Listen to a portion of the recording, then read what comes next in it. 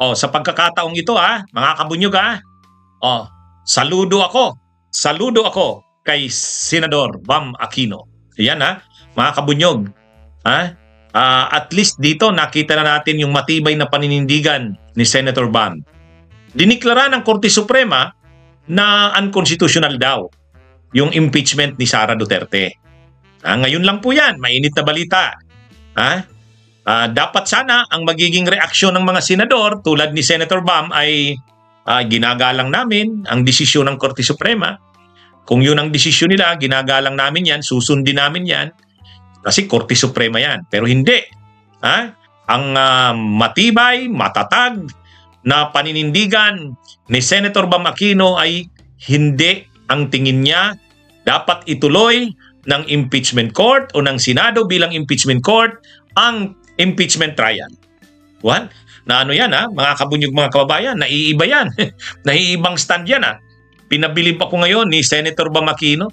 Kahit daw diniklara na ng Korte Suprema ang impeachment na unconstitutional, dapat tuloy ang trial.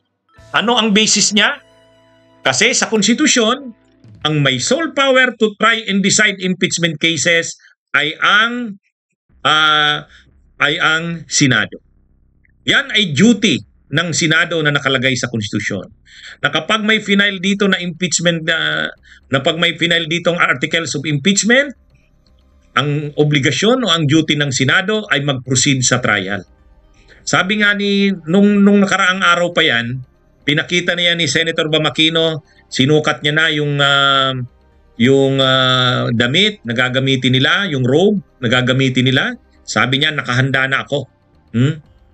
Bagamat hindi siya masyadong nagko-comment, kasi nga, senator dyan siya, pero sabi niya, handa na ako sa impeachment trial. Kaya nga, sabi natin, sana talaga matuloy na ang impeachment trial. Tapos bigla, naglabas ng desisyon ng Korte Suprema ngayong araw.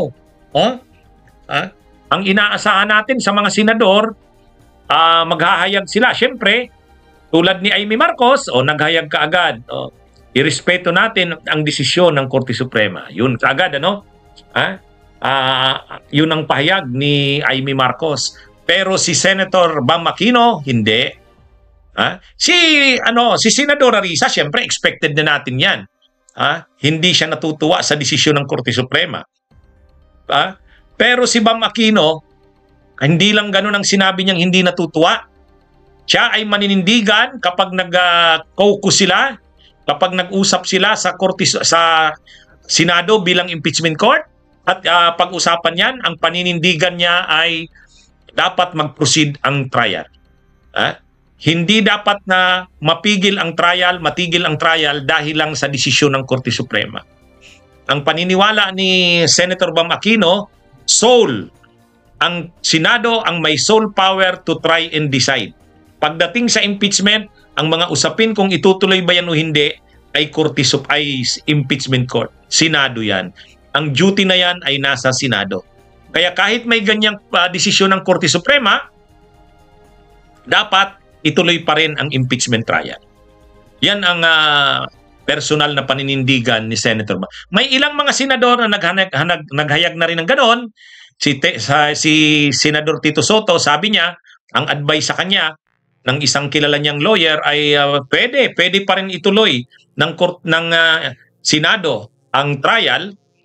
Nangyari na din daw ito noong panahon ng impeachment ni Chief Justice Corona, kung saan naglabas ng TRO, temporary restraining order, ang Korte Suprema na wag ituloy yung impeachment, itigil ang impeachment ni dating Chief Justice Renato Corona. Mayroong ganon. Pero nag-caucus ang Senado bilang impeachment court, nag-usap-usap sila, ang mga senator judges, at nag-decide sila, hindi nila kikilalanin yung TRO ng Korte Suprema, proceed sila sa impeachment trial. At yun na nga ang nangyari. So, mayroong precedent diyan, na ganoon, kaya maaari din daw gamitin yung nasabing precedent dito sa itong kasong ito. Anyway, kung ganyan ang stand ng Senado sa pamamagitan ng hinihayag ni Senator Bam Aquino, suportado natin yan. na matibay ninyang paninindigan, sana mas marami pang senador ang manindigan ng pareho ng paninindigan ni Senador Bam Aquino. Ano? Basta sa ngayon, sa pagkakataong ito, saludo tayo. Saludo kay Bam Aquino. Sana suportahan pa ng ibang mga senador ang kanyang paninindigan na sa kabila ng desisyon ng Korte Suprema, ituloy ang impeachment trial. Tayo, sinusuportahan din natin yan. At kapag ang mga senador na nagdesisyon ng ganyan, panindigan yan, nasa likod nila tayo, ang mamamayang Pilipino. So mga kabunyog, mga kababayan, magandang araw po sa inyong lahat. Mabuhay po tayo. Naniniwala ako na dapat matuloy yung impeachment trial.